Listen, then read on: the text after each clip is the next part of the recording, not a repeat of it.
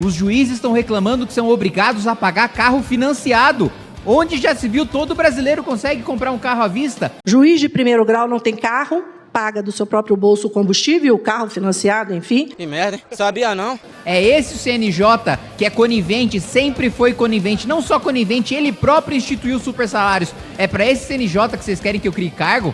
Responder o questionamento do deputado Kim Kataguiri, porque ele está sempre contra o avanço dos trabalhadores e também está sempre contra o avanço das carreiras de Estado. Se nós estamos num prédio, a luz está com conta atrasada, o elevador está quebrado, faz uma reunião do síndico que define, dá aumento para o segurança, para o porteiro, para o síndico e para mim mesmo. Essa é a decisão. Pessoal, a gente está promovendo uma grande campanha de arrecadação para ajudar os nossos amigos mineiros, ali especialmente Juiz de Fora e Iubá, né? Vocês devem acompanhar toda a tragédia que está acontecendo, né? Pessoas desaparecendo, pessoas morrendo, perdendo as suas casas. E a gente está fazendo essa vaquinha de arrecadação no mbl.org.br/SOS Minas. Se você quiser contribuir da mesma maneira como a gente fez as campanhas para o Rio Grande do Sul, a gente também vai entregar vários caminhões de mantimentos, de cestas básicas, de comida, de água, de roupa, enfim, tudo que a gente puder fazer para ajudar essas pessoas nesse momento difícil, a gente vai fazer. E se você também quiser contribuir, eu vou deixar o link aí para vocês. Na condição hoje de presidenta da Comissão de Direitos Humanos, não posso deixar de falar sobre a importância deste projeto que garante a criação de um departamento de monitoramento e fiscalização das decisões dos sistemas internacionais de direitos humanos no Conselho Nacional de Justiça. Lê do engano daqueles que acham que o Conselho Nacional de Justiça é uma fonte de gastos. Este conselho fiscaliza não somente relações internacionais, pactuações, acordos internacionais, como também a ação cotidiana do Poder Judiciário.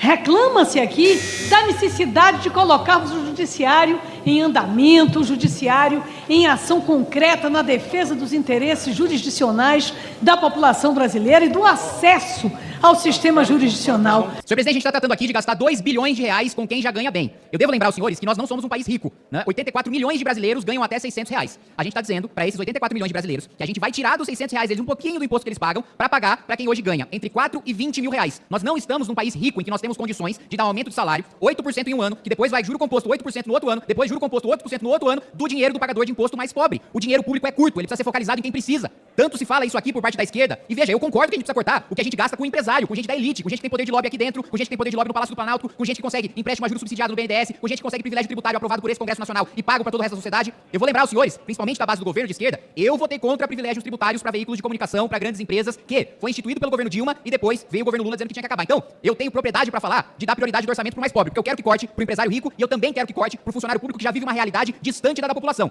A gente tá falando aqui, olha só, o chefe de gabinete do Procurador-Geral da República hoje já ganha 20 mil reais. A gente vai dar um aumento de 8% para ele no ano, mais 8% no outro ano, mais 8% no outro ano de juro composto. É disso que se trata, é disso que a gente tá falando. E outro ponto que ninguém tá falando. Esse projeto cria uma polícia própria pro Ministério Público. Ministério Público não é poder da República. Ministério Público não tem status de poder para ter polícia própria. O Congresso Nacional tem polícia própria porque é poder, porque precisa ter autonomia e isonomia em relação a outros poderes da República. O Executivo nem preciso falar. O Judiciário, mesma coisa. O Supremo Tribunal Federal tem a sua polícia institucional que faz a segurança para garantir sua autonomia. Ministério Público não é poder, não precisa de polícia própria, não precisa de inspetor e agente policial do Ministério Público. Ministério Público, óbvio que precisa ter sua segurança resguardada pela já existente Polícia Militar, pela já existente Polícia Federal, os promotores que são ameaçados. Então a gente tá falando aqui de aumento de salário para quem já ganha bem e de criação de uma polícia do Ministério Público que nem deveria ter polícia. Presidente, apenas rapidamente para... Rapidamente ao relator, responder o questionamento do deputado Kim Kataguiri.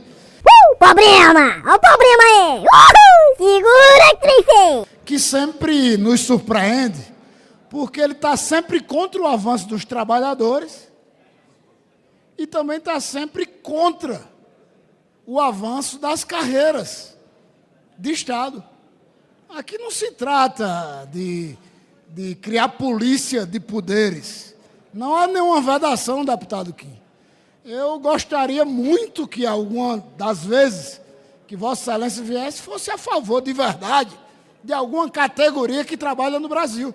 Lamentavelmente, seus questionamentos não são considerados de forma nenhuma pelo objeto e objetivo do projeto relatado por mim. Presidente, eu não tenho procuração do deputado Kim Kataguiri, Mas o relator da matéria fez uma crítica ao Kim, dizendo que ele é contra o servidor, que ele é contra o serviço público, que é contra o trabalhador. A minha defesa no sentido é de que o relator da matéria não entendeu de que esse não é o discurso contra o servidor. Não é uma questão se ele merece, se ele é bom ou não. A pergunta que fica é se o trabalhador aguenta pagar. Quanto você, trabalhador, que pega ônibus todo dia, se esforça para comprar remédio e comida, quanto você está disposto a pagar a mais de imposto para servidor público ter aumento? E esse projeto é engraçado porque não é um aumento. Se nós estamos num prédio, a luz está com conta atrasada, o elevador está quebrado, o prédio está sujo, aí faz uma reunião do síndico, o que a reunião do síndico define? Dá aumento para o segurança, para o porteiro, para o síndico e para mim mesmo.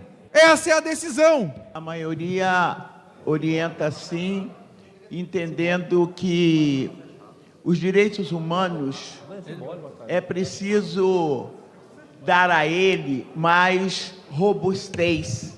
E nós sabemos que existem muitas complicações nesse país. Nós acabamos de sair da tribuna e falamos de crimes, nós falamos de genocídio, nós falamos de feminicídio. Então, é preciso equipar, evidente, as instituições para que elas possam executar as tarefas que lhes são impostas. Portanto, defender direitos humanos não é defender vagabundo ou defender criminoso, é defender uma pessoa, é defender um ser humano naquilo que é necessário ser feito. Por isso, votamos sim. Ladrão. O que estão nos pedindo aqui é para dar 30 milhões de reais do dinheiro do pagador de imposto para uma instituição que, e essa foi uma grande luta do meu mandato, mandou soltar os criminosos mais perigosos desse país, mandou fechar os hospitais psiquiátricos de custódia, mandou soltar o canibal de Brasília que matou a namorada e comeu o coração dela. Decisão do Conselho Nacional de Justiça. É para essa instituição que eu quero dar cargo? Ao mesmo tempo, o Conselho que determinou a resolução que a polícia não pode prender, Cabo Gilberto. A polícia não pode prender um sujeito que foge com tornozeleira eletrônica porque precisa ir esperar uma nova decisão judicial mandando prender um cara que já não devia nem ter fugido. Então, assim, a polícia vê uma pessoa de tornozeleira. Ela não pode prender, porque tem uma resolução do CNJ dizendo, olha, se violou a tornozeleira, o juiz precisa analisar se violou e daí dá uma ordem de prisão. Ele está às 2 da madrugada, né, de um final de semana, numa festa, ele está com tornozeleira, o policial vê e ele não pode prender. É para essa instituição que a gente quer criar aí mais de 200 cargos. Outro ponto, foi colocado aqui por um deputado do PT, mas esse custo seria facilmente pago com dinheiro de emenda parlamentar. A base do governo inteira votou o orçamento com a maior quantidade de dinheiro destinada para a emenda parlamentar. Eu estava aqui, eu votei contra o orçamento. Depois o Lula deu bronca na bancada do PT, falando que a bancada do PT não deveria ter votado o orçamento com tantas emendas parlamentares. Tiveram que tomar bronca do Lula porque votaram o orçamento com emenda, e aí quer dar discurso aqui falando de emenda? Eu não votei esse orçamento com 60 de emenda. A bancada do PT votou. E depois tomou esculacho do próprio presidente da República. Então vocês realmente querem vir falar de fonte de financiamento de emenda parlamentar? LDO votaram favoráveis, LOA votaram favoráveis. Toda a discussão, é só a maior boa parte dos parlamentares da base do governo, se não a maioria esmagadora, se elege com a emenda que você está falando que vai financiar o custo do CNJ. Eu não me elejo. Se amanhã acabar a emenda, eu não perco um voto. A base do governo não pode dizer a mesma coisa. Então, antes de fazer discurso demagógico e populista em relação à fonte de financiamento, porque quando vocês forem apresentar uma proposta séria para acabar com a emenda e transformar tudo em investimento público, e transformar tudo em redução de imposto, eu assino. Enquanto vocês não fizerem isso e ficar só com esse discursinho barato, votando orçamento a cada ano com mais emenda, comprando mais a base do governo, aí, meu amigo, eu vou continuar aqui denunciando e votando contra. Obrigado, presidente. Está encerrada a votação. 248 sim, 164 não. Aprovado o projeto de lei. A matéria vai ao Senado Federal.